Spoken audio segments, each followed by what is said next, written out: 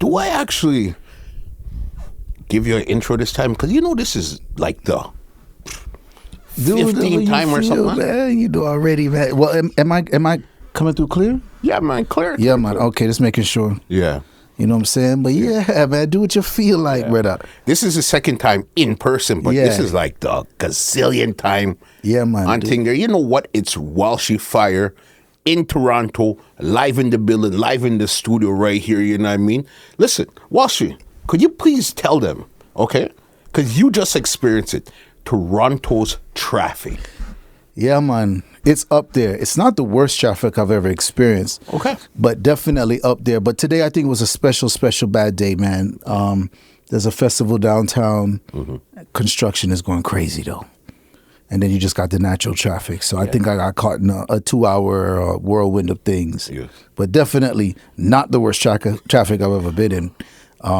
If anybody out there has ever been to like Kenya, Nairobi. Yeah. Yo, let me tell you something, man. The worst thing that you can do in a city is take away all the stoplights and make everything a roundabout. It's all roundabouts. Yeah. So there's no you go, I go. It's always a fight. It's a bottleneck everywhere. It's all roundabout. It's the most roundabouts I've ever seen in my life. You know when people think they fancy? Yeah. Yo, you can tell them on them say, yo, what England have? Them about 20 roundabout. Yo, show them more style. Yo, give me about 50 roundabout. Yo, bro. England. Yeah. You see this? What up? Suck on the mama. Like, yo, see that? 50. And you're like, yo, when you think that you think you styling, but you just hurting the whole, system. So, yeah, man. I mean, other places like India, man. No, I heard the traffic in India. Yo, Mumbai and so wild, come on, man. Yeah. There's no law, there's no rule, there's no, everybody just doing what they doing, and you just in it, like. You just gotta get in where you fit in. Get in where you fit in and make it happen, man. Yeah. But also, there's no road rage, which is crazy, right? You would think, oh, this traffic is so bad, they must be like, nah. It's accepted. Everybody knows that the horn is not trying to offend. It's just move along, man. Yeah. These countries, the violence is low. Kenya, the violence is low, man. You'll find, like, I seen a street fight happen one time in Kenya, and I only say street fight to give people, like, there was some kind of, like, anger happening, but there was no actual fight. It's just posturing, posing, talking loud, a lot of loud talking, and a lot of, like, yo, don't take me there, man. Don't let me back. Hold me back. Don't let me be that one guy. But nobody's holding him back, and he's just never gonna be that guy. It's just that's just not what he is. But yeah, man, Two Line Entertainment. Nah, man, this is the biggest, most luxurious podcast in the world. Come on, man. You see the leather seats. You see the curtain. TV, can't forget. You see the big flap screens. You see muscle shirt. That's not cheap. You just can't get that. Yeah, come on, man. And to come for this ride with us, man. See what a luxurious podcast looks like. Right here, we just finished summer, unofficially. All right, Labor Day is basically the end of summer. Yeah. What was your summer like this year? So blessed, man. So good. Shout out to Toronto's heat wave yesterday. Yo. Including today. It's wild. And I never wanted to say, Toronto was too hot, but such a blessed, man. Been able to tour so much. I got one last Europe tour coming up. Africa and Europe tour coming up. And I'm just really blessed, man. It's been a great summer. What were some of the highlights for you this year? Because I know a lot of traveling, see a lot of the Reels Boss and all of those stuff. What would you say were some of your highlights this year? The festivals for sure, Major Lazer is a major festival touring band, and when you have 100,000 people in front of you, just going crazy, it's unbeatable. Real Boss, I kind of stopped doing Real Boss, I seen that, I'm sorry, man. The streets, I just want you to know, I kind of stopped doing Real Boss. Why? Because they stopped monetizing it.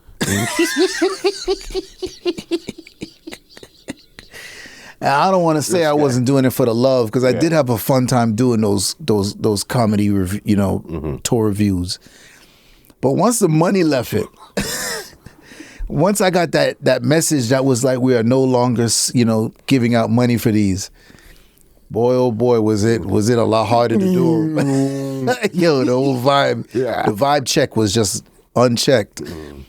So I haven't done one in a while, and there's no reason why not to. Man, I've had some amazing shows like Electric Zoo last weekend in Manhattan. Okay, it was an absolute shit show. It was chaotic. It was amazing, and at the same time, like crazy.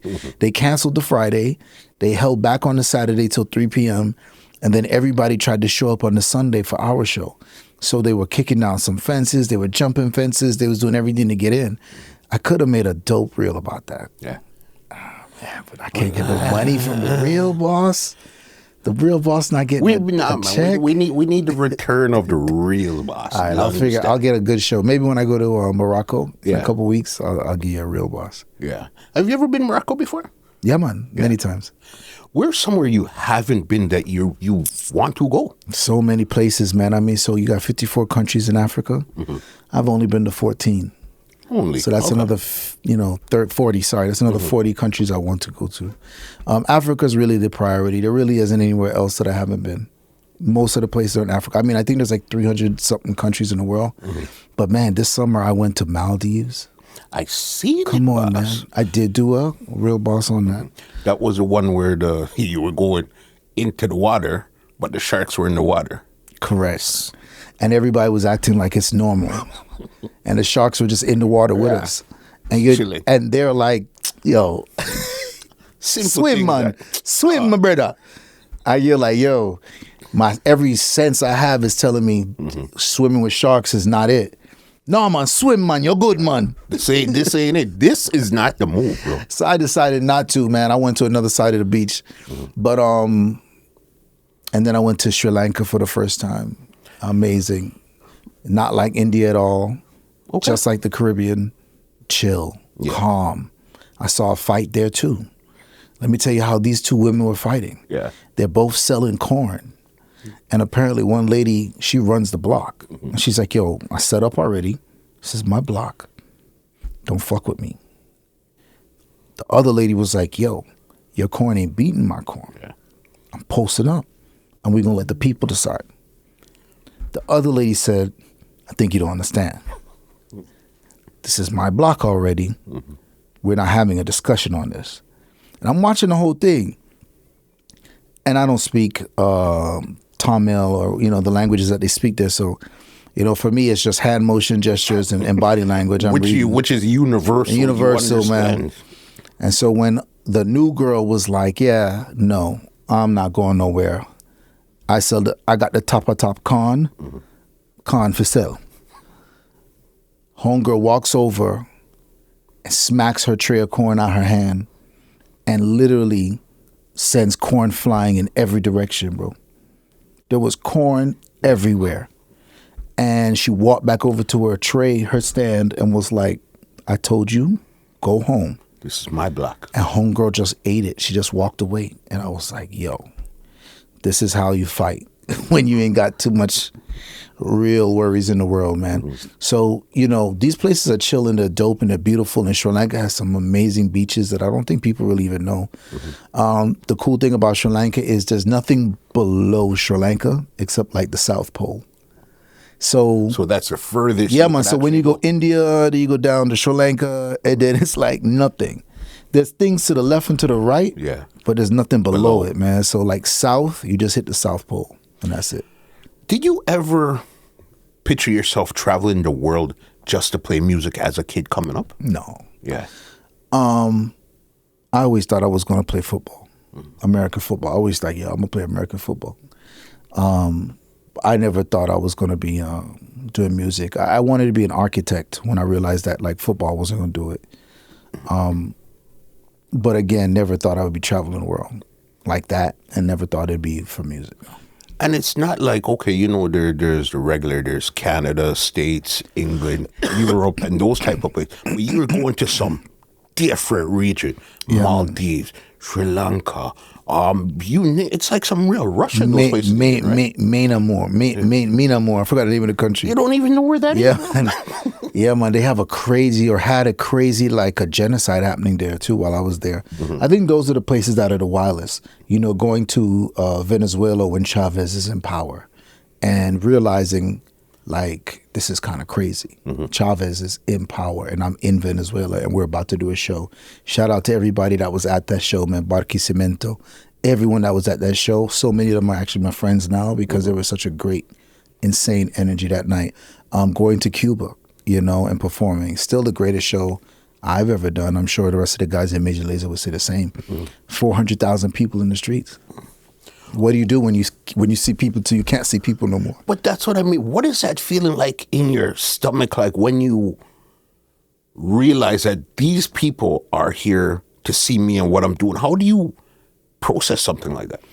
To be honest, man, I'm still processing. Yeah.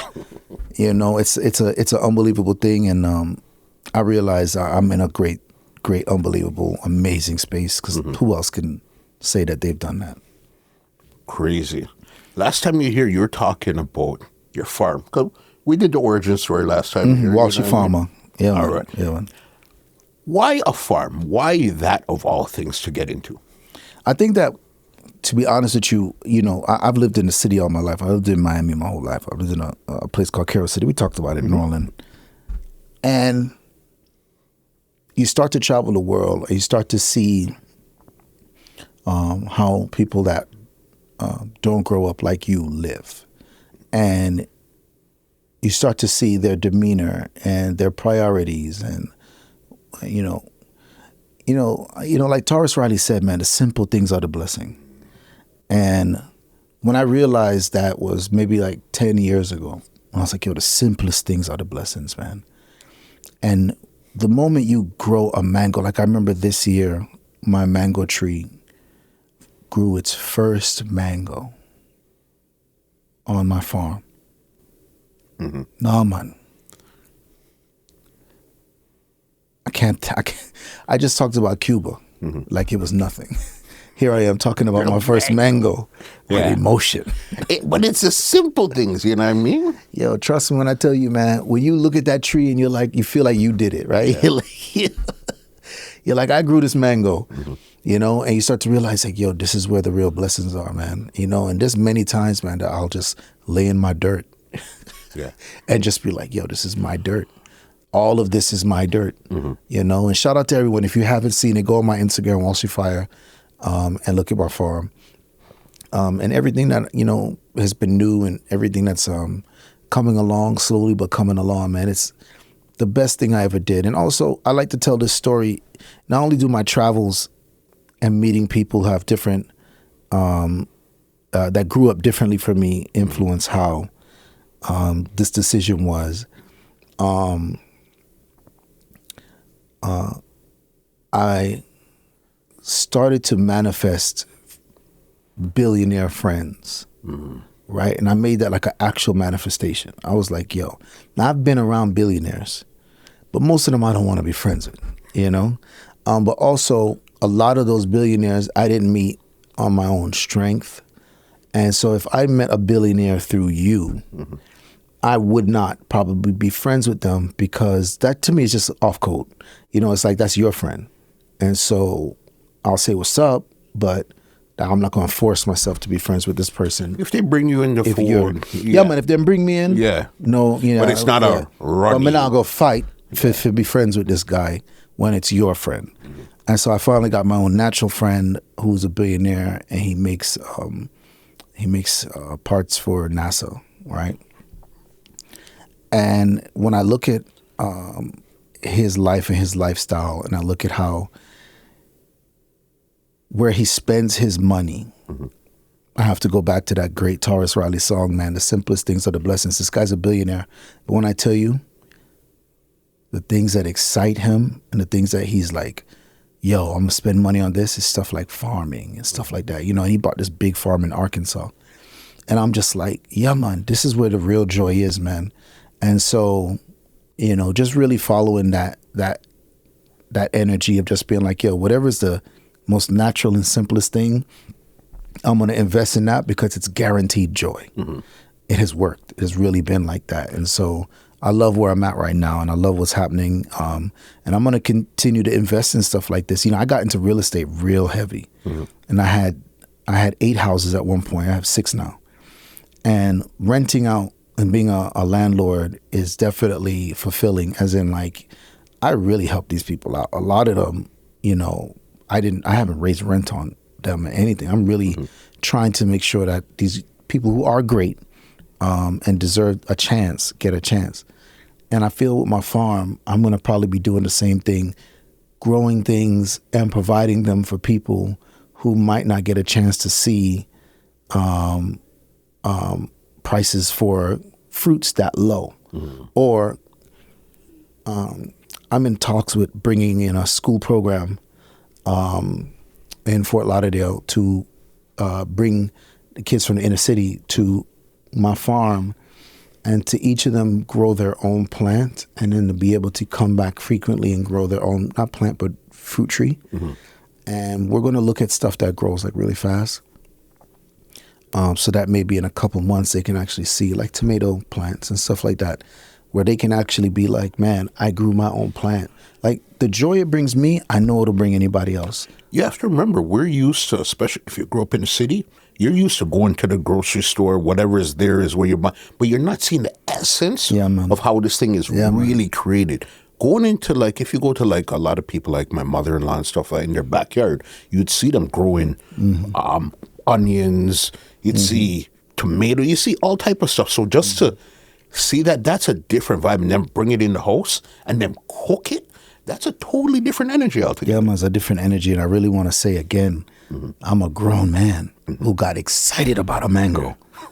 So I can imagine what a child would feel if they saw their tomato plant grow a tomato, and how that could change their whole perspective on life. So, yeah, man, I'm happy. Yeah. So you want to get in? Do you want to do farming more on a commercial, or it's more personal, or what type of? Man, on a commercial scale, I would say that would take a lot, and I don't think I'm there yet. And so for now, personal, with minor commercial, I definitely am all about business, and I have some plans to put some things on there that will generate money, but not anything that I think will generate any insane amount of money. But I would love for this to eventually grow. And, the person I bought the farm from is Martina Navratilova. A lot of people might remember her. Big tennis player, like huge tennis player. Yeah. And she went and bought a 10-acre farm. I have a 3-acre farm. And I just remember sitting and talking to her, and I was like, yo, she gets it. She was like, yeah, this 3 acres is cool, but what I'm trying to do. And I was like, yo, maybe I moved from a 3 to a bigger one as well. But right now I'm just happy, very happy with what I have. Boss, I remember when we're talking, during the pandemic, a lot of the stuff you were showing was in basically like your backyard, your front yard. You went from a backyard to a front yard to 3 acres, boss. You know what I mean? 3 acres, then to the 10 or 20 or whatever. So you're still taking your time and moving towards whatever it is. Shout out to everyone that remembers me and Muscle's interviews during the pandemic, man. Classics. Bro. Classic material, man. Listen to me. There's so much stuff in those conversations there. And again, you know one thing I thought about, talking about that? Throughout all of those... I didn't even realize it. I was waiting for you, Walsh. I was waiting for you, though. At some point, we're going to do a zoom in on this and an edit. I didn't even know Muscle had his own. I was waiting for you. I didn't know Muscle had his own water. Yeah. Look at this, man. It's got a love. It's got 1,000%, 27 years going strong. It's got celebration. Man, the YouTube link is on here. Man. That's what all this water consists of. All of this here gives you this water. You ain't doing nothing wrong, my brother. Look at this, man. 2 Lion Huts, official water. I support it. But that's what I was telling you. Out of all these conversations we had, you in person stuff, we still don't have a picture together. And that's going to change today. Yeah, man, for sure. You understand? Definitely, man. When you even met the people and also the link solid. But, and you just told me that Willie Chin has been the most on your show? Willie Chin, when it comes to, because I think that it almost seems like you guys have a personal rival. Yeah, okay, man. You're there. I'm going to go 5 times. No, Yeah, okay, man. I'm going to go 8. Yes. So it's like the competition is on between Willie and Walshy to see man. who could sit in Hopefully the red me chair. and Willie start doing more shows together, man. You know, and shout out to everyone who's helped Bobby Chin. You know, he's having an eye surgery again. And for everyone out there who's asked me, it's real. It's real. It's realer than real, man. I did a show with Bobby in Kingston last month. Okay. And I walk up to Bobby and I realize he doesn't know who I am. And I'm standing right in front of him. And I say, yeah, man, wagwan, and do-do-do-do-dum. And he's like giving me like generic answers, not being rude, right? Trying to figure out who it is. So then Suku walks over and he says, Walshy, wagwan. And then Bobby looks up again and is like, Walshy, that's you? And oh man, when I tell you that hurt, man, I was like, yo, he really can't see. He really, truly can't see. And so shout out to everyone who has helped him. He had one eye surgery and it didn't work. And so now he's going to try another procedure and hopefully that will work. But Bobby's really almost blind. Yeah, his eyesight is truly, truly bad. No, because they have an event this Sunday, actually, Black, up here. It's fundraiser. Make sure Bobby is taken care of, you know what I mean? Because it's unfortunate that especially, but you know, being in nightclubs where it's so dark and you always got to squint, it's your eyes and your ears for when it's sound are 2 of the most important things. Yeah, I can't imagine losing my eyesight, bro. And I wear glasses. Yeah. So, yeah. So you wear glasses, but you wear contacts now, or your glasses? No, man, I'm not wearing a contacts, man. Yeah. I wear glasses, bro. Yeah. I put on my glasses right now for sure. And I wear glasses. I wear glasses, man. Yeah. But I only need them to see far. So I can already see everything in here. I already see the big, you know what I'm saying, 10-year anniversary. Yeah. You know already? Yeah, man. I'm going to see everything, you know. Who was making fun of last time? Fire Kid Steenie. Yeah, man, I'm going to see everything. Yeah. You know, I see all of this stuff, man. I don't know who drew this watercolor bounty killer, but yeah, pretty funny. Yeah, man, I'm going to see everything, you know. So I only wear them to see far away. Okay, because I see you with them, but I always thought they were just okay. You're putting them on just for... Yeah, no. My eyes are not that bad. Yeah. Yeah. No, man, I've been wearing glasses from... I have this picture. I'm going to show... When I find this picture and I show the world this picture, they'll know I'm a different character from that. Listen, I was probably in like grade 2 or 3 with my glasses on, but my hands were like this, like... I had the I had the ultimate plan. When I find that picture and show you guys, say, yo, I've always been a different character. Yeah, man, you got to put that on your next flyer for your next party. Boss, it's crazy. Listen, somebody like you is somebody I'm interested to hear your perspective on this. AI and the music business. We didn't talk about this last time? No. Okay, AI and the music business. Don't go around it. Don't fight it. Embrace it, see how you can get on board, see how you can make money along with it. How disruptive do you think it's going to be? Very. I mean, think about it. You know, what we're going through now, I saw a brother Red Pill and Blue Pill called The Quickening. And I believe that that's a great word for what we're going through right now, where, you know, our grandparents saw cars for the first time. And then our parents, you know, saw internet and cell phones. And before them, nothing, you know, it was like railroads. It was like, whoa, you know, and fire. And, you know, it was like you would take hundreds of years to see some kind of movement. And now we're going to see it insanely. Like I would say in the next 5 years, whatever conversation we're going to have right now, will not make any sense because everything will be completely different in 5 years. You know, when Spotify will be challenged, YouTube will be challenged. Creating music, creating art, architecture, everything will be challenged. Every single thing as we know it will be challenged. What do you think is the biggest threat to the music industry and AI? Threat. Yeah. See, I don't know about that, right? Like, I don't know if there's a threat. Okay. Right? What will change? So much. Everything. I don't know if there's a threat. People will still make music. Will they make music? Like I said, and I could have swore I said this here. If I didn't, let me say it right now. The best thing an artist can do. So if I was Drake, what I would do is I would allow you to make AI songs with my voice.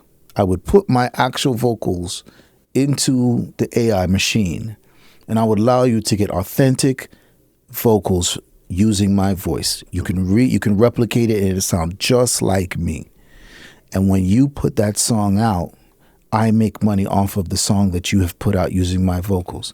That's what I would do if I was an artist. I would make my songs, and then I would also say, yo, but here are the people who are creative and they've used my vocals to make a song as well.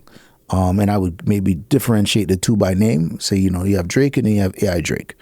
And if AI Drake blows up and goes on tour, and if AI Drake makes better songs than Drake, then regular Drake can capitalize on AI Drake. And AI Drake is going to happen no matter what regular Drake does. So I would never look at it and be like, nah. I would be like, yo, how do we work with this? And I would be the first person out there going, yo, AI Drake is going on a tour. It's like the Monkees, the cartoon band. Yes. Where it's just like, yo, it's going to be a whole screen. It's going to be on a screen. Get your ticket, sit down, watch the show. And I'm sitting in my house. Yeah. Now, I understand Drake is going to want to perform. He loves to perform. But imagine you go to an AI Drake show and the screen opens up or lifts up and real Drake walks out. Mm-hmm. Come on, man. I'm not saying anything. I think that's like dumb. So I'm hoping that people understand that fighting, going against, or not having a creative team that can come up with ways to capitalize what's already going to happen is the way to go. Because what I figure, it's like now you've opened up, if you're going your route, it's now you've opened up yourself to collaborate with even more people now. Before you're just collaborating with your industry friends and stuff, but there might be this guy in Tallahassee that nobody really knows, but he's just good at doing this thing. So then now that's a collaborator. So instead of you go and say, hey, you can't do that, you should say, okay, let me embrace it, because this wave is so big that I don't think no one industry person, people, or thing could stop it. So you might as well find a way to make this work for you. So let's forward on that concept. Tallahassee guy uses Walshy Fire's voice and makes a song, right?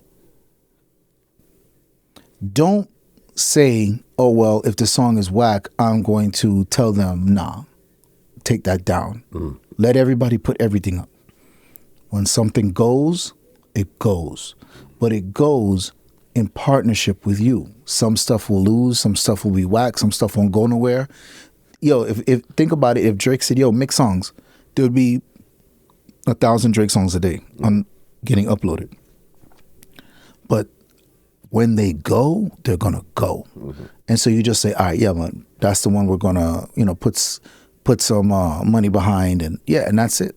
So I would be totally fine with Tallahassee guy being like, yo, Walshy Fire, I made this song with your voice. No problem. Let's see what happens.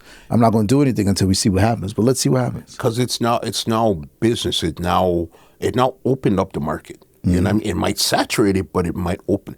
Do you think AI has anything to do with why a lot of artists right now are selling their catalog? They were selling their catalog before AI came along. I mean, this catalog selling thing is about 10 years old now, where people were getting massive amounts of money for their catalog. I've had some offers for my catalog too. I would like to gain more leverage in my catalog before I do that, but I'm not opposed to doing it. So I don't think so. No, I don't think so. Yeah, it's just another. Remember, at the end of the day, it's all business, And I mean, nobody's attached to it like that. It's business.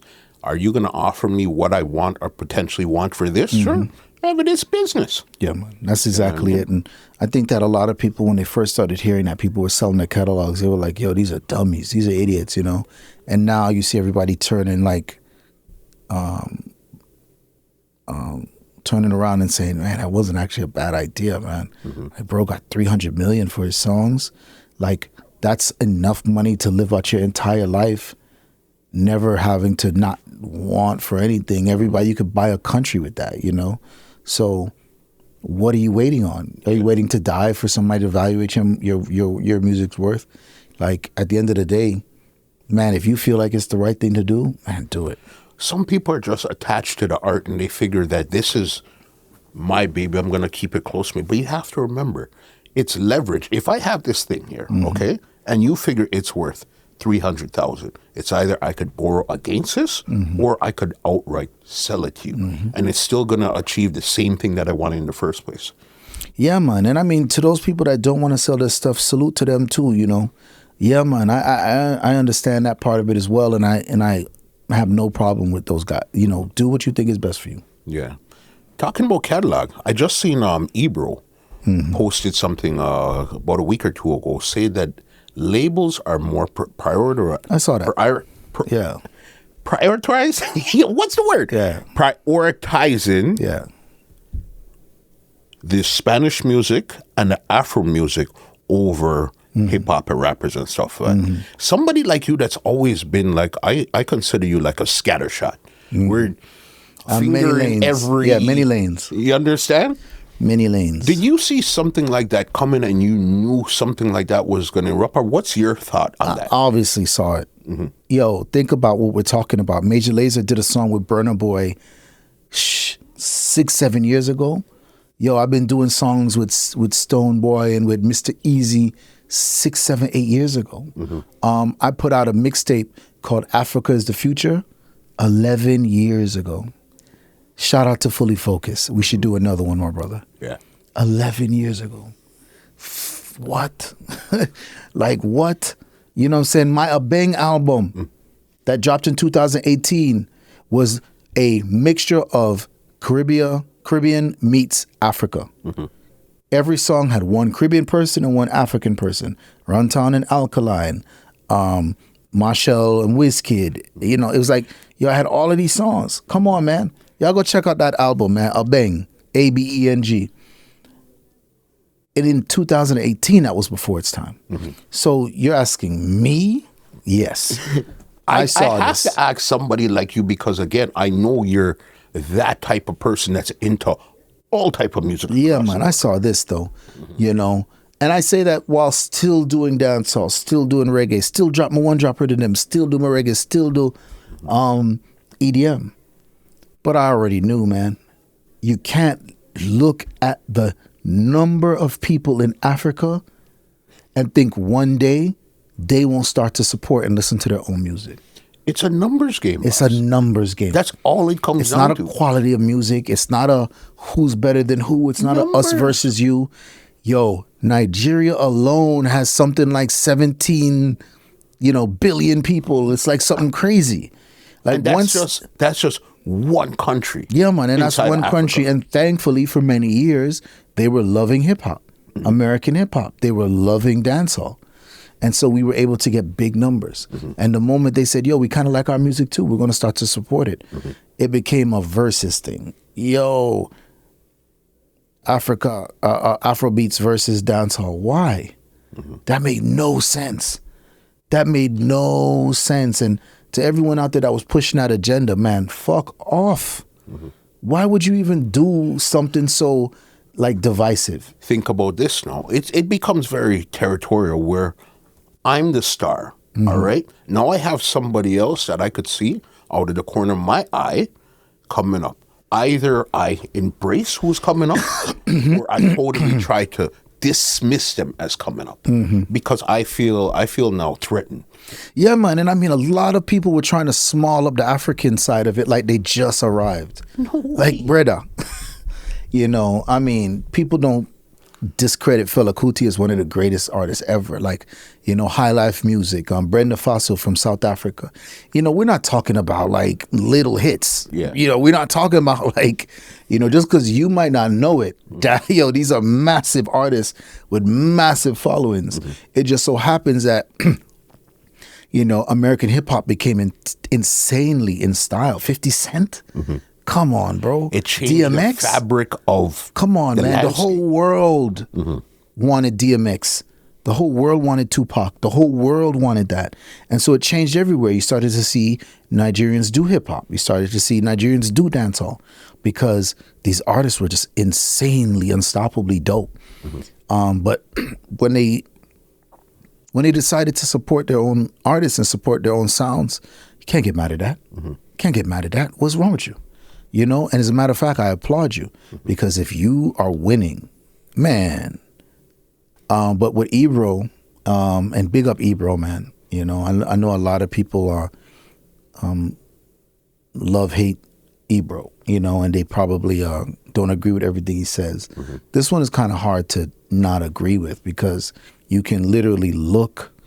And shout out to Academics as well, man. I follow his channel, King Academics.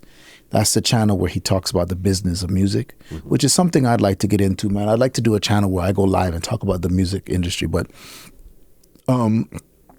he did a live talking about Burna Boy sales. And I think Burna Boy sold like, it was either 25 or 50,000 copies of his last album. And it sounds bad. But in reality, that's great. Explain. Well, nobody buys albums anymore. Okay. So if you can sell $25,000, $50,000 Of something that nobody's buying anymore, that's amazing. Secondly, you do have to compare it to other African projects. And in the Afrobeat space, that's a big deal. That's a lot of sales, considering previous albums. And I think it's just going to continue to grow as people begin to support Afrobeats. And then also, I think he compared it to some of the latest hip hop albums that dropped that didn't sell as well. And it's like, man, that kind of says a lot, you know? So, yeah, for sure, there will be hip hop artists that are going to sell. There's going to be artists that will sell like hundreds of thousands of copies of an album, for sure. But in the bigger scheme of things, that's a great job on a what most would consider very new genre, even though it's not. But new in the marketplace, in the new outside space, of where they are. It's a new word to a lot of people. Afrobeats is a brand new word to a lot of people.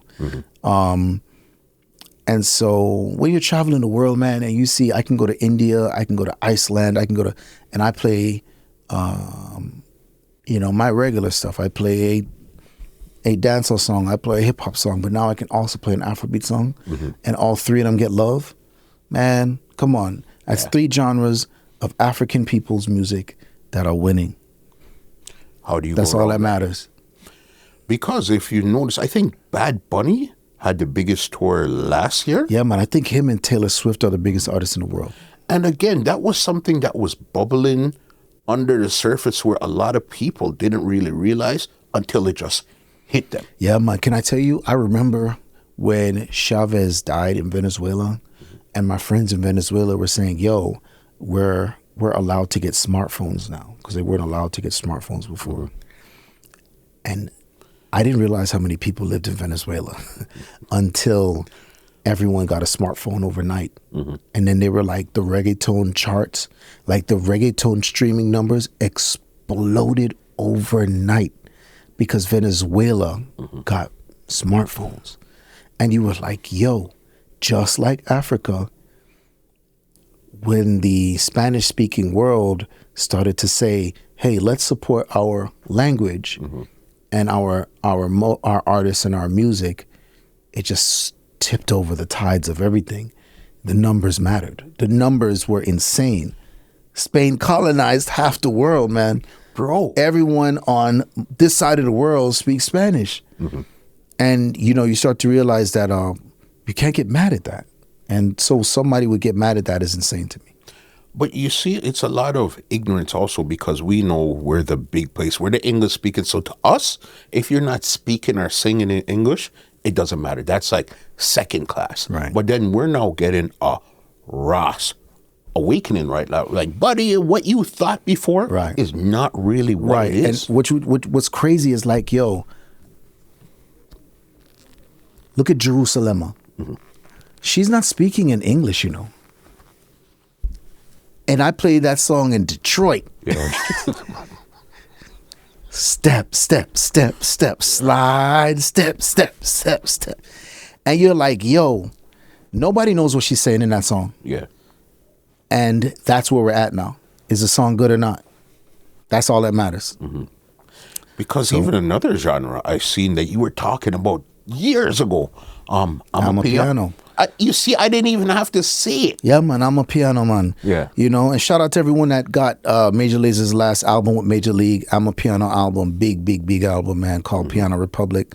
Some great songs on there. We did a Brenda Faso remix. We got a song called Stop and Go, which is amazing. Kashai did a great song on there. The Red Onion Mustard has a great song on there. Yeah, we did a great job with that album. I'm really proud of that project. But again, anybody who just steps out of their box a little bit would have seen these movements. Yeah. And if you're juggling, like if you're DJing like parties, yeah, man, you would have probably added one or two South African songs to your playlist. You know, definitely you would have added Jerusalem, but you would have added like one or two more just because you could see that the crowd would have been like, oh, okay, yeah, man, you know all gone. Mm-hmm. And so now you got a whole massive Amapiano takeover right now, man. Amapiano is blown up. I mean, we don't know the future, but I think Amapiano is going to be around for a long time. Why? Because Amapiano is house music. And guess who originated house music, everybody? Black people. Obviously. So what happens when black people decide to take back house music? Shout out to Black Coffee. Mm-hmm. One of the first people that really was like, yo, everybody, why are you keep thinking like house music is white? And we're over here in the Western world, and we're like, because that's all we see going to the parties. Mm-hmm. And then everybody in Chicago and Detroit was like, nah, it's not white, man, it's black. It's made from, we had a big hand in that. And then you start to realize like, yo, wait a minute, man. All of my old favorite songs are black artists on house beats. Follow Me. Robin S. Show Me Love. Mm-hmm. All of these songs are house songs with gospel or, crazy melodies over them. And somehow we walked away from that. Mm-hmm. And we was like, yo, the 90s were cool, but we don't want that no more. We're on this right now. Yeah, we're on this now. Mm-hmm. And so, shout out to Black Coffee in South Africa and all the other places that made us, that reminded us, man, we used to love house music in the 80s and 90s. We loved it. We didn't like it. Bro. It wasn't like a little thing where you loved it. It was part of the essence of the music. Yeah, man, it was a big deal, man. Like, yo, house music? Mm-hmm. House music all night long. Damn, shout out to Jungle Brothers. What? They were doing house music all night long. Like, yo, they were rappers who kept it going. Listen to early Queen Latifah. Mm-hmm. You know how much house music she had on those projects? In the early time. Give me body, don't make me wait. Come into my house, give me body. Shout out Queen Latifah. I didn't know that, bro. Yeah, man. Mm-hmm. Yo, there's not a single person I think at one point that wasn't doing house music and rapping. Yeah. Of course, Heavy D, Heavy D had several house songs, but I know the 1 year talk, I could see there was actually even a video for it. Yes. But it's just, the name isn't coming to mind, but I know exactly what you mean. John Star. I feel sorry that you trust me, it's right here in my brain. Mm-hmm. Heavy D. I know everybody in the comments gonna be like, yeah, come on, bro. That song, yeah. Mm-hmm. But there wasn't anybody not doing it. It was a part of what was happening. Do you think as black people, create stuff and get almost bored of it quickly and move on to other things? No, I think that we definitely hold on to things for a decent time. I think that especially when it comes to local musics like bounce music, Miami bass, Jersey club, Baltimore club, go-go from DC, Chicago and Detroit house. I think we hold on to it for a long time. Those songs, those music, those are all 40-year-old, those all started in the 80s, and people are still playing them in the club to this day. So I think we hold on to them. I am a little worried sometimes about the homogenization of music, where local music loses its identity because everything is getting so much attention that it begins to absorb and be absorbed by people from all over, and then you end up with where everyone sounds the same. No one has an accent anymore. No one has a distinction anymore. Everyone dresses the same. It's basically vanilla right across the board. So, like, for instance, I could tell you right now, there was a time where if you were from New York, you dressed like a New Yorker. And if you were from, New Orleans, you dressed like a totally different style. And now, if you go to New York, there's probably not much difference from anywhere else in America. Mm-hmm. And I don't like that. I like, but I'm not fighting it either. It is what it is. Yeah. But I do like to see people, in their individuality, and you get to like appreciate the differences and stuff like that. In what they bring to the table. But what I find even with music right now, music is very splintered. I find that there's 1,000 artists, and all of them have their own semi-big following. But if you don't check into that silo to see what's going on, you won't know what's going on with this artist here in particular. Yeah, and that's another thing, right? Is everyone can live in their own world. Boss, it's so wild. Music is impossible to conquer right now. I see tours with endless. These people. Yeah, man, it's endless. I constantly see a tour coming up and it's sold out, and I'm like, who's that? But who is this person, boss? Yeah, man, and that's great. Mm-hmm. That's great. That's great. That's great. That's great that you've somehow connected directly with an audience, and I didn't have to even know about it, and that's awesome that you could sell out a show and you've got a way to connect directly to your people. Yeah. Dope. Direct to consumer. 2023, all right? This is the 50th anniversary of hip-hop. Mm-hmm. Do you have any one particular memory of hip-hop, either meeting an artist, buying a record, something that sticks out in your mind? Do we want to talk about Play D Records? Do we want to talk about Play D Records? Of course, boss. Come on, man. Come on. Do we want to talk about my favorite rapper from Canada, Chaos? Do we want to talk about Fresh West? Do we want to talk about Mitchie Me? Do we want to talk about Cardinal? Do we want to talk about how my cousin Randy put me on to Canadian hip hop, to the point where I was just like, yo, why nobody don't know about this in America? And I would come back with these tapes and put everybody else on, because I was like, yo, these Canadian rappers are beyond dope, man. Shout out to Mitchie Me, man. She was my favorite, bro. Yeah. Shout out to KOS as well. Like I said, my favorites. Me and Randy used to be up in Play D Records all the time, to the point where Randy got a job in Play D Records. Yeah. Because he was like, yo. But shout out to Baby Blue Sound. I think we talked about that last time. Yep. At some point, another great impact on putting out music. They're kind of credited for making Sean Paul a worldwide hit. 100%. Man, Canada got a lot of history, but let me go back to myself. Okay, so hip-hop started with me with Rakim, Eric B. and Rakim, still the greatest of all time. If you'd like to debate that with me, please DM me. Yeah. Or actually, no, just do it in the comment section. I'm definitely going to be in the comment section.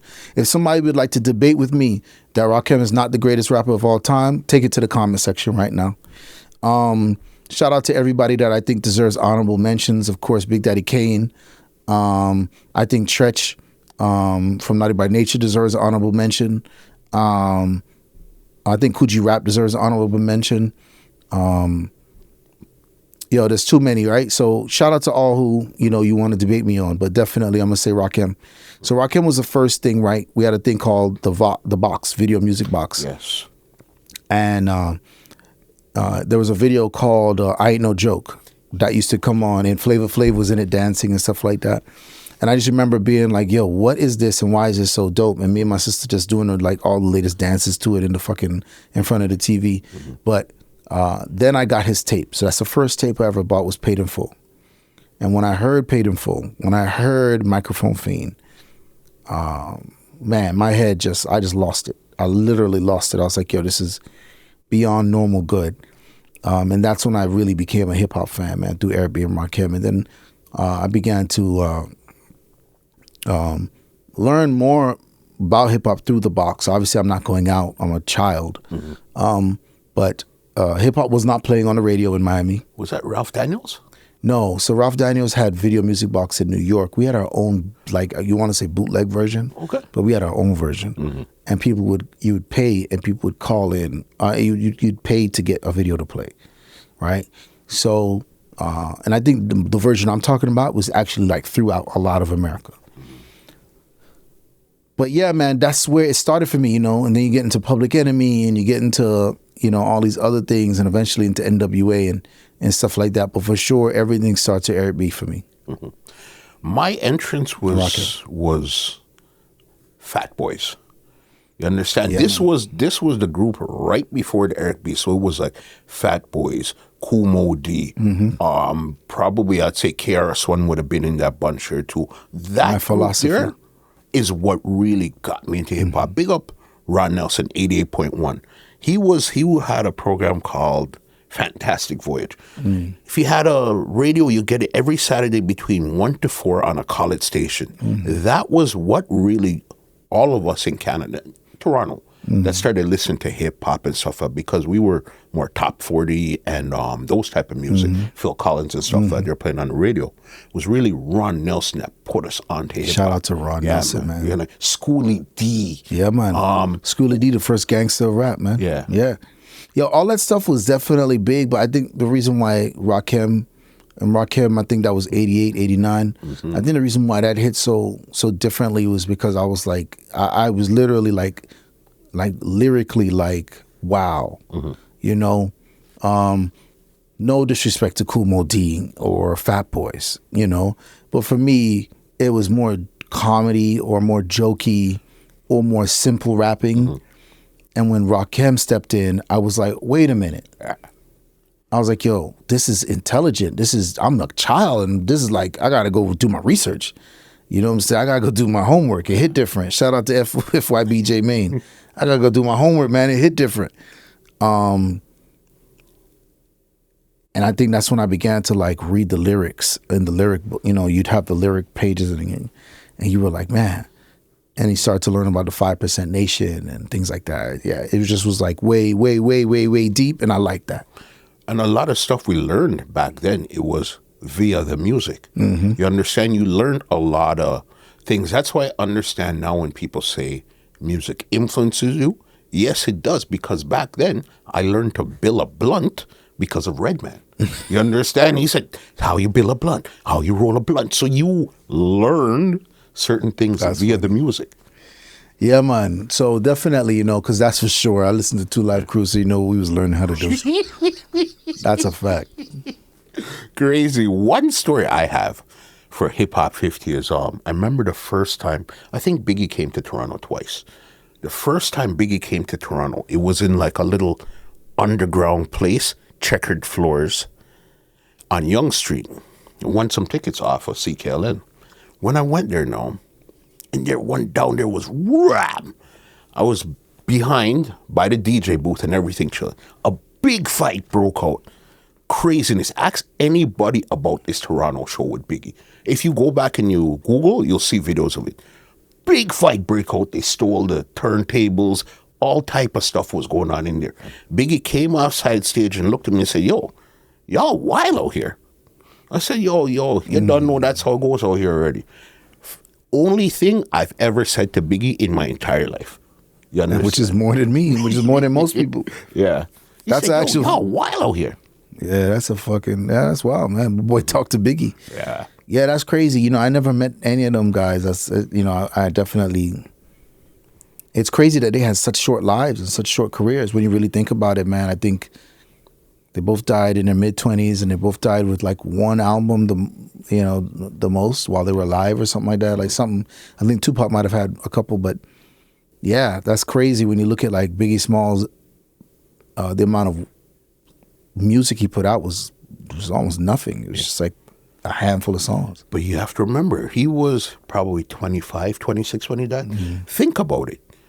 What were you doing when you were 25, 26, opposed to where you are now?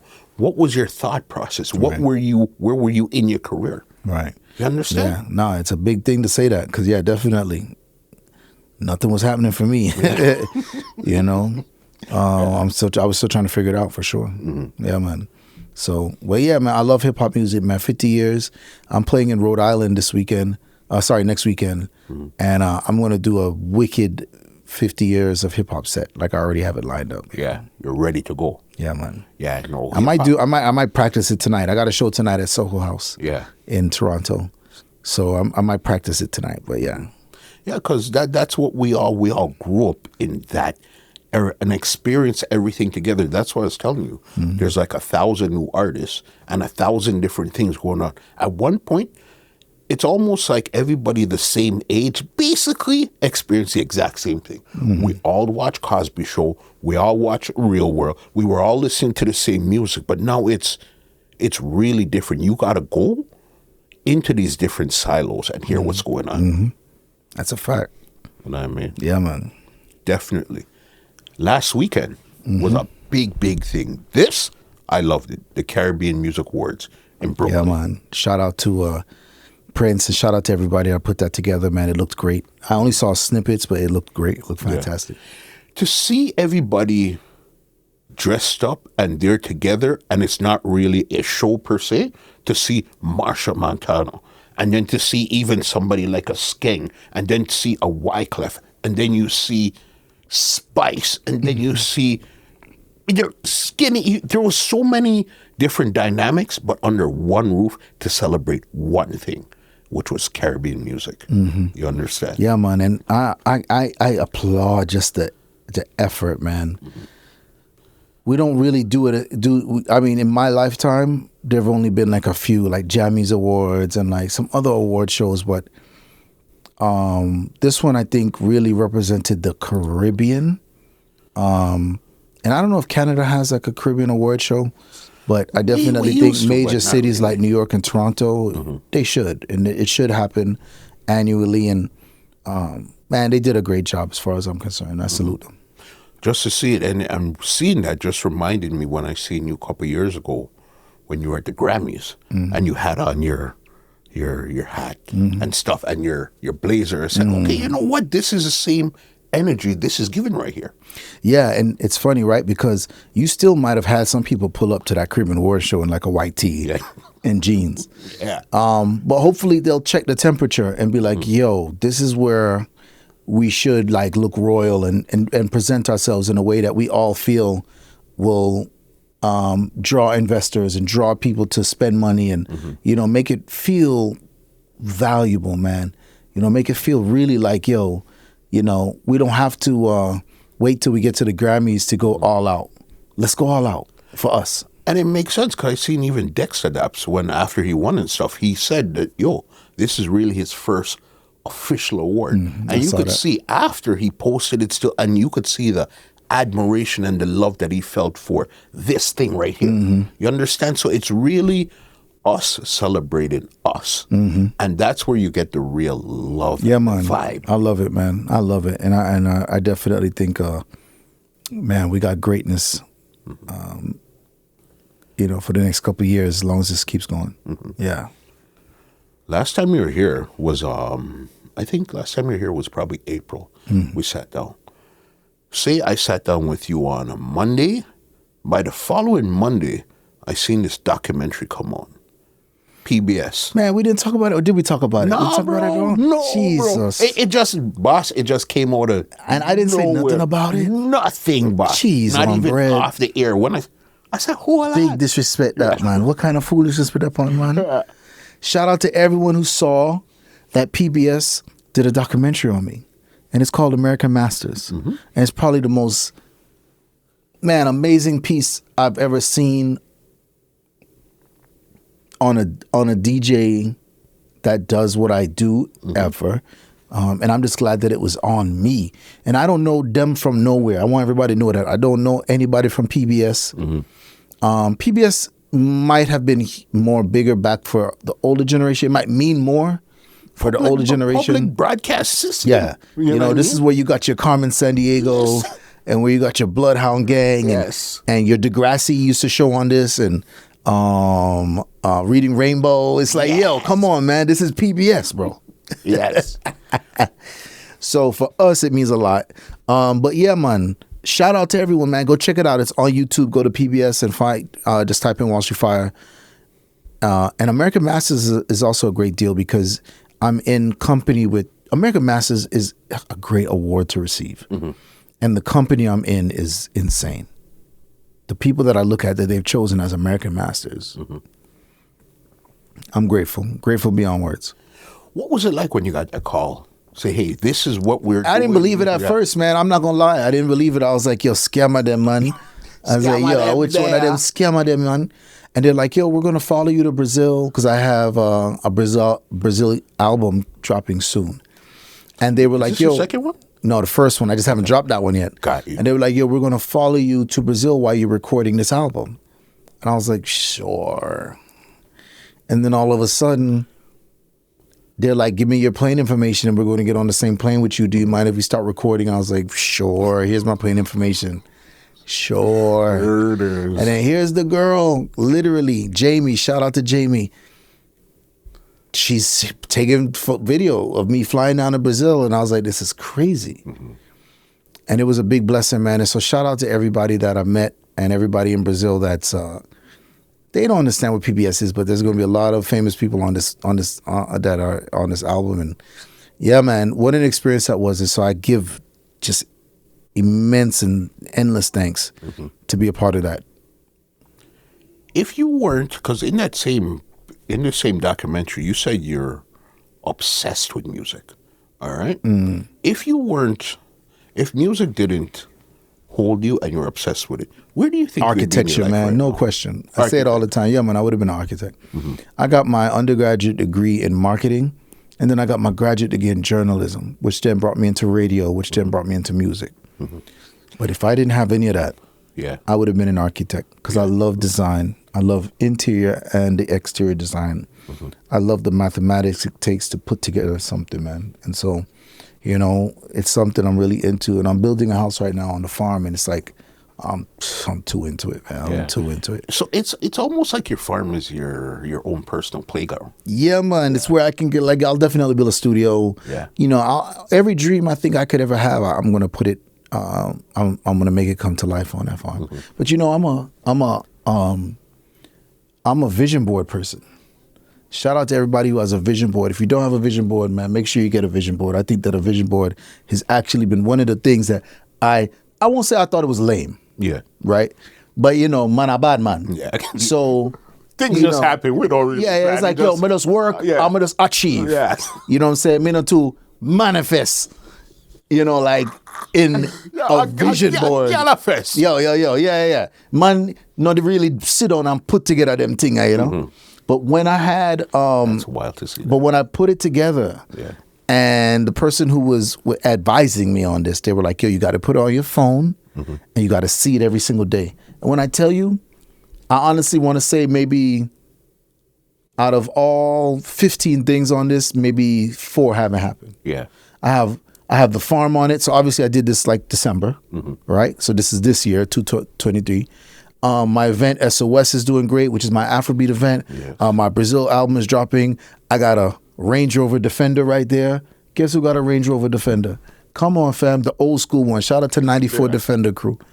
My other party, Detour, I definitely have a book coming out, which I won't mention right now, but it's on there. I can say it to you off air.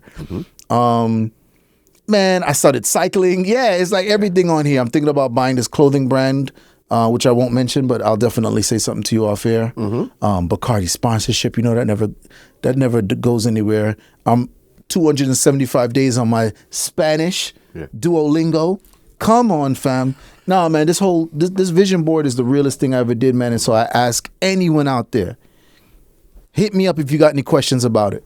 Cause I'm gonna give you the rude boy talk with some sense. Yeah. I'm gonna say, yo, trust me, I know already, man. Cause I know already. We're not too sit on and but at the same time, I'm gonna say, look, it worked. Mm-hmm. I actually looked at the things that I was like just into every single day. I was like, yo, I love Defenders, man. I love Range Rovers, man. I want one. Yeah. And then all of a sudden, the opportunity to have one at the most insane price appears. And you're like, nah, this ain't real. Whatever. Then you go on to the other one, like, I want a farm, but... And then all of a sudden, the opportunity appears, and you're just like, wait a minute. This is what I asked for. Mm-hmm. You get the farm. It's like everything just... When did you start doing the vision boards? This is my first one, bro. Okay. Like I said, this is 2023. I did this December 29th. Mm-hmm. Trust me when I tell you. And I actually feel like I should do one more for the last quarter of this year. I feel like I should erase that one and do another one. But it's a must. A vision board is a must. Visualize what you want in life. Put it in front of your actual eyesight. Don't put it on a screen that you got to swipe and see it. Don't even put it on your wall. If you're looking at your phone more than your wall, put it on your phone, right? Make sure it's somewhere that you see it all the time. If you're in your car every day, or if you're in your office for a long time every single day, put it on the wall in your office. Vision boards work. I testify. Vision boards work. And I was a doubter in the sense that I was like, not a doubter. I was just like, yeah, whatever. Yeah. I was like, yeah, man, if people do it, that's cool. And then when I did it, I was like, nah, this actually works, And I had watched movies like The Secret, and I had always watched people talk about manifesting. Mm-hmm. But this is my first time actually trying it, and it works. Last one I got for you before I got you out of your Welsh. Great year and stuff. What do you have coming up that you could actually speak about? Because I know you're always moving in silence. I wouldn't be surprised if by Monday something pops up that we didn't speak about that you have hidden in the talk somewhere. I'd feel so disrespectful if I did that. Mm-hmm. No, the Brazil album is dropping. Shout out to everyone that's been to Dante's Hi-Fi, my bar in Miami. We talked about that last time and how that's taken up a lot of my time. No, but there are a bunch of things I cannot talk about. Mm-hmm. And if they do pop up next week, just know I couldn't talk about it right now. And don't feel disrespected. Trust me, I don't want to ever disrespect. We'll leave it at that, Welsh. Muscle, we can't leave without talking about sound system culture. No, I don't. What kind of show it is? What kind of show it is? This is where I was going to give... You cannot have a conversation with Walshy Fire and we're not talking about sound system. This is where I was going to say... Is a serious something. Man, all right, let's ask you a question. Muscle, who's the most respected... Who, in your opinion, is the most respected sound man? The most respected? Who's the one sound man that you know everyone respect them? Everybody respects him. Father Paul Stonelove. No, he definitely got beef with a lot of people. No, but beef? Remember yes. I said when all the sound and when said him no one juggle with, they had fans, and their fans don't for a long period of time. I'm gonna tell you who, man. I'm going to tell you who. I want to hear this. Kirky C.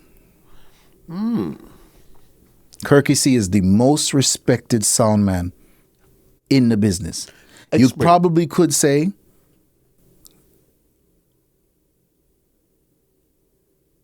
Bass Odyssey owner. Father Keith. Mm-hmm. You probably could say Father Keith as well. Right?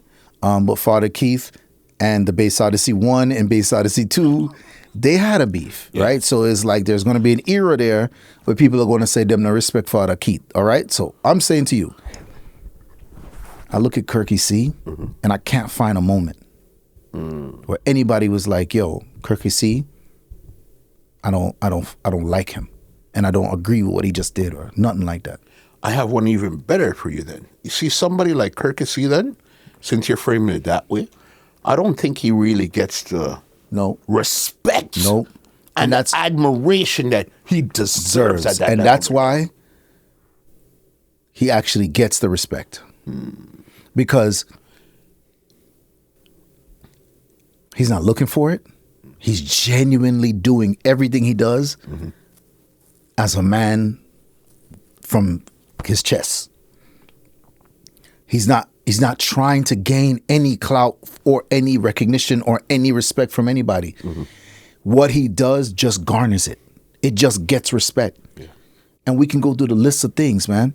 Look how much people have, look how much amazing people Poison has produced. Super Dupes and Bobby Chin. Tarantula. Redman. Cuta Shooter. Yes. Then let's talk about adversity. He lost 2 selectors in one night to violence. One shot. One night. He took care of Squingy when nobody else was. He had great selectors like Mataran and a few others play his sound for very previous time. Man, you can't tell me. Name another person. Yeah. Name another person. Let's just start with the first part. Name another person that has produced so much insanely great talent. How much other people have been a part of that sound, and when they left, they went out into the world and became the greatest thing in the world. Of course, that King Addies Matson, right? Where they were. Transcended to a completely different level.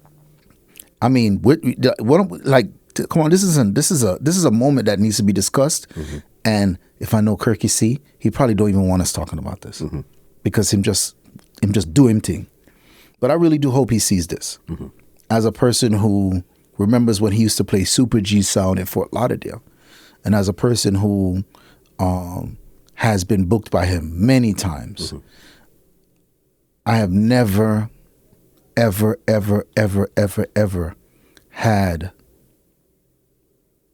even the slightest person whisper something bad about him. That guy is a genuinely great guy. And I think he's the most respected person in sound system. I think you might have a point. And again, it's because he's almost like the unlikely pick. That's why he is the pick. And so for everyone out there, like I said, I think another good candidate would be like Father Keith, right? But not everyone has had a chance to work with him. And I think that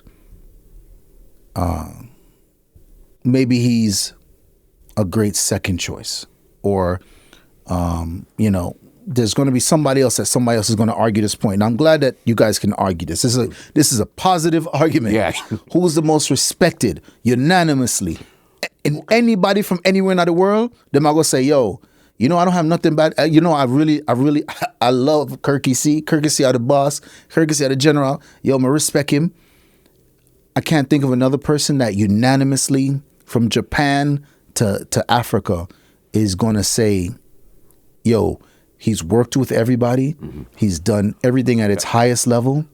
He's produced some of the greatest talent. Still doing it. He's still here. At a high level, too. Still clashing. Still building sound systems. Still making selectors great. Man, come on, y'all. Challenge me on this. You know who else I'd have to throw in the ring, too? Father Etan from King Addies. So I say Etan I think Etan is one of those people that a lot of people have very few interaction with. He's the ghost of the business box. So it's hard for me to see people say, yeah, man, Etan, when I don't think that many people have had an actual interaction with him, But he was that guy where, at one point in Sound Clash, you would diss the boss and all that stuff there. He was always known as, this man, you don't diss Father Etan. This face, this Mataran, this Kingpin, this anybody. You say, Father Etan, boss, you're not diss them on them. You know what I mean? I agree. And I remember those days. And those days were wild days, man. Think about how crazy sound clashing was in the 90s, bro. God, big up to every sound who ever got through it, God. When I was playing Changes sound and Copper Shot sound at that time, Man, we went through it on a minor scale. I can imagine what the bigger sounds were going through. But with all respect to Eton, I don't think many people have had interactions with him.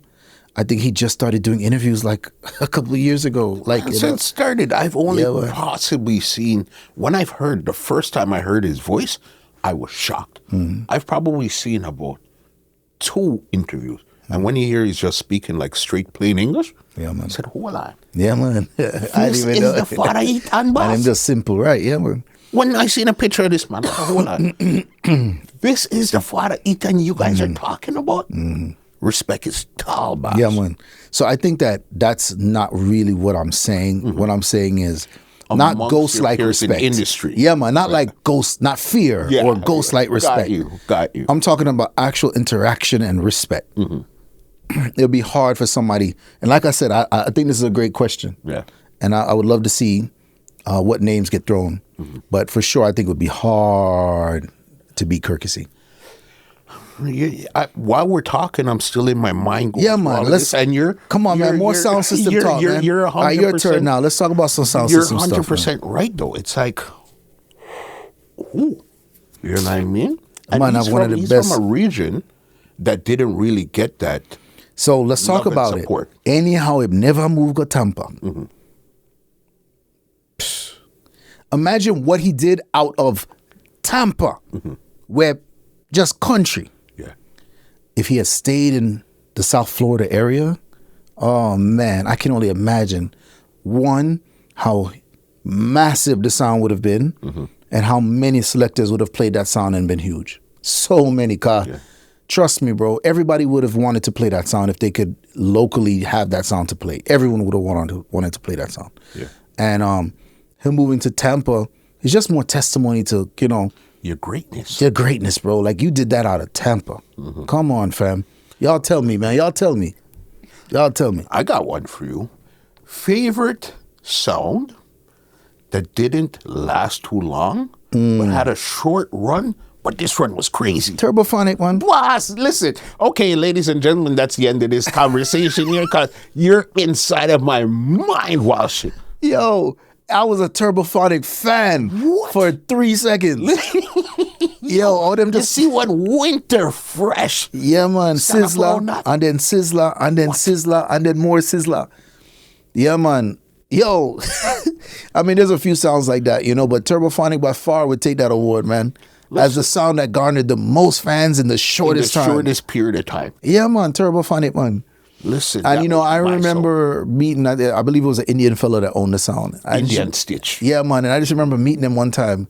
And I was just like, yo, trust me, bro. I understand now how talent on a sound is so important. You can't just have name brand sound again.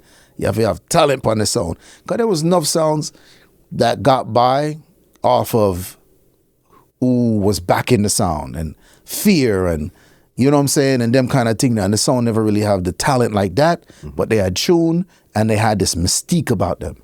But man, Turbophonic, that sound, man, yo. The greatest sound that I would love to know. I would love to know if somebody I play the song now and if them under them thing, Turbophonic. It's just a song.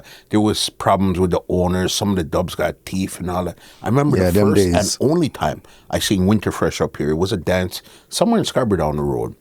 When he first came on, back in those times when you're listening to cassettes, everybody on a cassette was giant. They were bigger than life. So I first heard, I said, this doesn't sound like Winter Fresh. And then he gave you his signature, Woy Selassie. Boss, I said, yo, Fresh is in the place, boss. Winter Fresh, bro. Yeah, man. I haven't heard his name in a while, man. I haven't heard him on an audio in a while. I know Sim still are doing thing, Yeah. He's actually on Addies, Yeah, I think in Jamaica, which is, I'm in Jamaica all the time and I never really see those dances. So, I'd love to see Winter Fresh on Addies in Jamaica and see what I'll go on. One more song for you. Who do you think has the best dubplate collection as a sound? I'm a Silverhawk fan. So I always felt like their actual dubs and the quality of the dubs and what they cut was just so important. I feel like they cut real important steel, you know? And so I'm a fan of Steely and Clevie and what they did with that sound. I would, to a level, I agree, but this is the only problem with Silverhawk. They didn't stay around long enough to really say, okay, this is what they did 20 years after the fact. Okay, so who do you say? I agree. I agree. So who do you say? Definitely would have to put Addies. Okay, all right. Now I understand the question. Mm-hmm. No, the answer is LP. The answer is LP. The answer is LP. The answer is LP this International. This is where we're gonna... Now I understand the question. Yeah. Okay. This is not whose dub box do I like the most. Okay. This is who has the best dub box in sound system culture. Okay, so then what's your argument for LP? They never, ever, ever, ever, ever, ever, ever missed. They have no holes. They also never, ever cut anything that wasn't absolutely great. Mm-hmm. They did their own thing every single decade. Like when I look back into the 90s and I look into the early 2000s and I'm going, yo, they cut their dubs just different on different rhythms at the time that were harder to source. Now you can get any rhythm, but when I look back and see like, yo, them was a cut song, what? Just differently. You know what? When it came to that rhythm game, LP is a problem, bro. LP is a problem. But here where Addies comes into... when the Java... Yo, LP was a different beast. Mm-hmm. You know, cutting artists that other people weren't... Not that they weren't cutting. People were cutting Papa San and Lieutenant Stitchie, of course. But they weren't cutting it like that. You know? And man, I say this without any apology. LP. Yeah, man. Here's where I give Addies the edge over LP. Addies was cutting. Addies was, when it came to their dub selection, even to this day, it's very wide. You understand where they're going for Bunny Ruggs that you've never heard on dub before. Bunny Ruggs is who we talking about sings the house song. It was in your brain, bro. It was right there in your brain. Yes. Bunny Ruggs. Yes. Bunny Ruggs. Yes. You know what I mean? Yes, bro. They would cut those people and they would turn around and cut a Brown medley. Dennis Brown. Freaking, who were the other two in the Dennis Brown, you Brown, and one other person in this Brown medley. You understand? So yeah, my creativity. Their levels of what they brought to the game is totally and I think that's I think different. you're not wrong at all. And I think that people will have no problem with what either one of us are saying. I'm clearly an LP fan. Yeah. You know what I'm saying? So as LP Walsh as LP, you know, giving my own name to the sound as LP's number one fan, bro. Yeah. Yo, trust me, bro.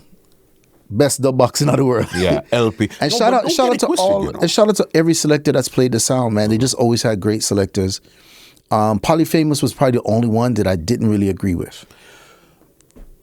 Probably at that time there, LP was mature enough where Poly was still on the rise. He was the hottest MC on planet Earth when they got him. Agreed. But he wasn't I wouldn't say not biggest. The word I want to use, he wasn't the most seasoned MC to go with a seasoned sound like LP. So I'll say it differently. I see what you're saying. And I think he was a seasoned selector. I think that's why he got picked. I think he was that good. He was that But hot. my personal, as an LP fan, issue was I was a fan of Poly on Klepto. But remember, you see how we're fans of Panther and Black Cat? Yes, exactly. But when you take off Panther goes solo, I've never been a fan. And big up Panther. But, man, Black Cat? But, listen, Come with on, the fam. smallest set of dub box, give anybody problem. And Killzone. But put Panther on King Addies now. Would we still think of him that same way there? No. And again, I'm going to say this, and I've said this before, but I definitely want to make sure I say this now and make it clear. I think a sound's style and a sound's brand is important in winning a clash. 100%. And when I say that, I say Panther has his own brand, his own style. Mm-hmm. Ideas have them own brand and them own style. Mm-hmm. I don't want to see somebody compromise their brand and style to now make this work. And that's what I think happened with LP. Mm-hmm. When I said Polly, I one of the greatest, he'll go down as one of the greatest to ever do it. Boss.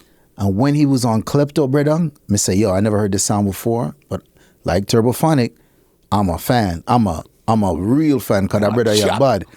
So when he was joining LP, I was like, oh man. Mm-hmm. I said, I don't like that. Mm-hmm. And I don't want my favorite Brooklyn sound to be playing in Toronto normally. Mm-hmm. I want them to be a Brooklyn sound that I never see. It's still supposed to have that mystique. Unless somebody spend them money and bring them, or I'm going to Brooklyn to see them. Like something mystical has to happen when I say, LP sound. I'm one of the few people. Maybe I'm not one of the few. I'm not sure actually, but I'm against franchising sounds. I don't like that. Right? I want the sound's identity to be right where the branding matches. So Bass Odyssey from the country.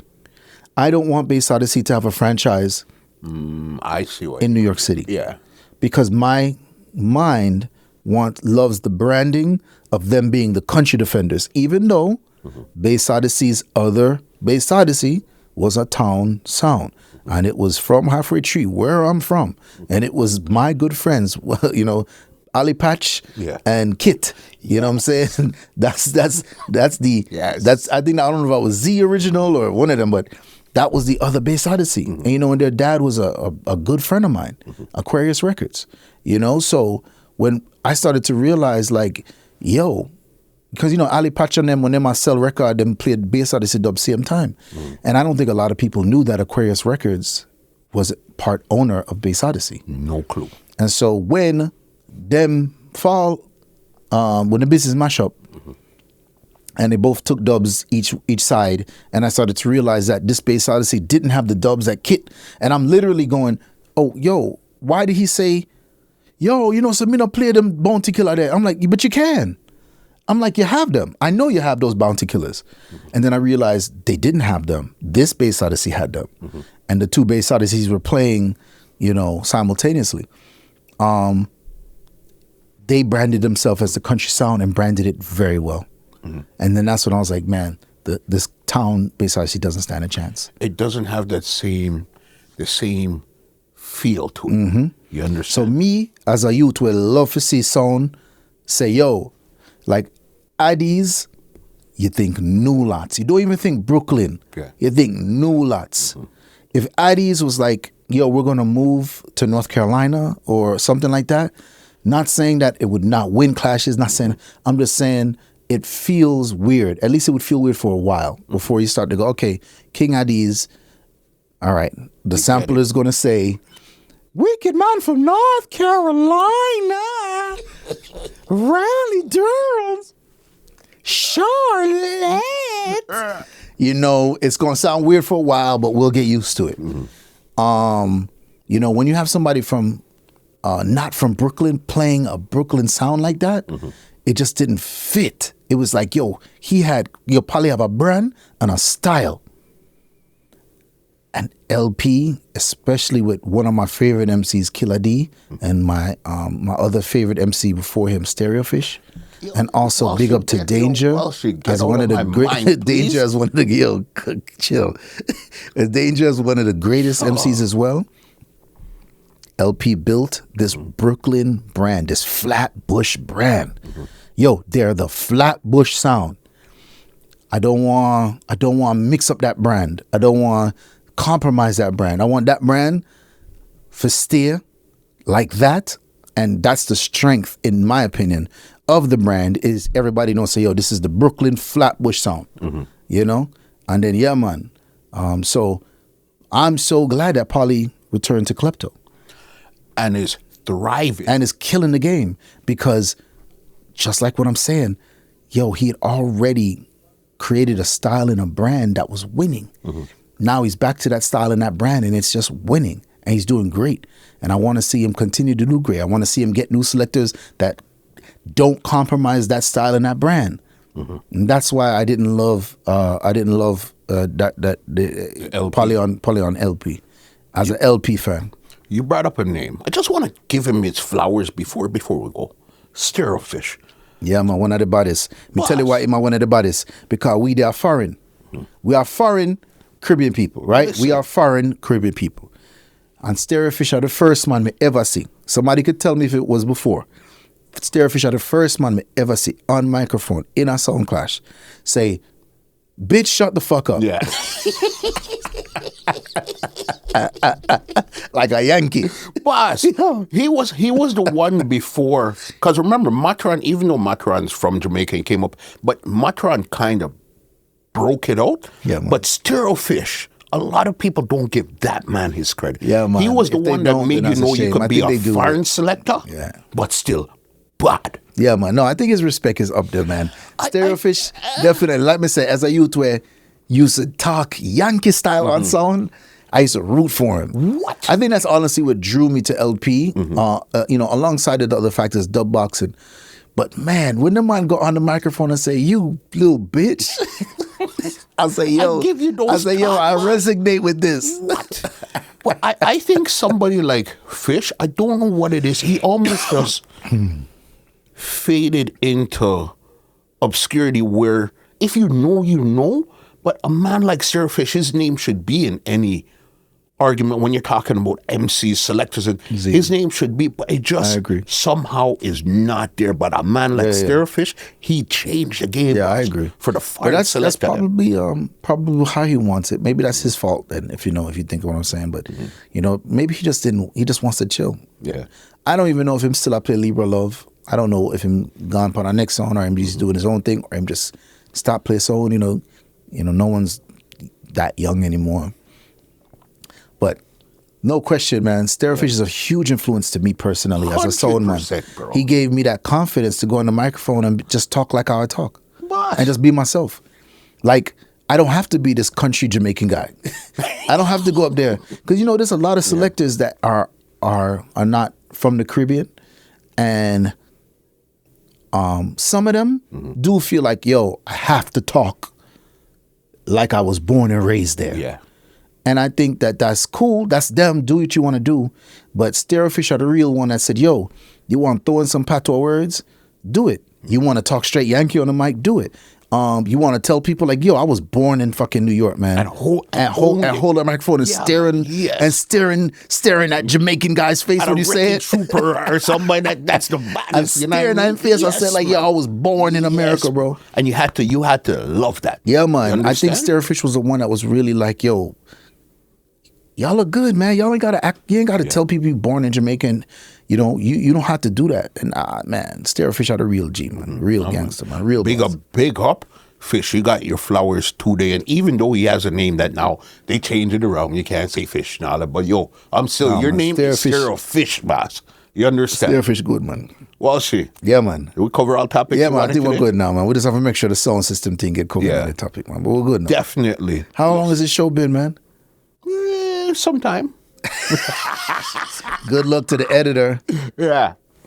Yo, don't two clip me, I want about 4 clips out of this, Listen. I want 4 clips.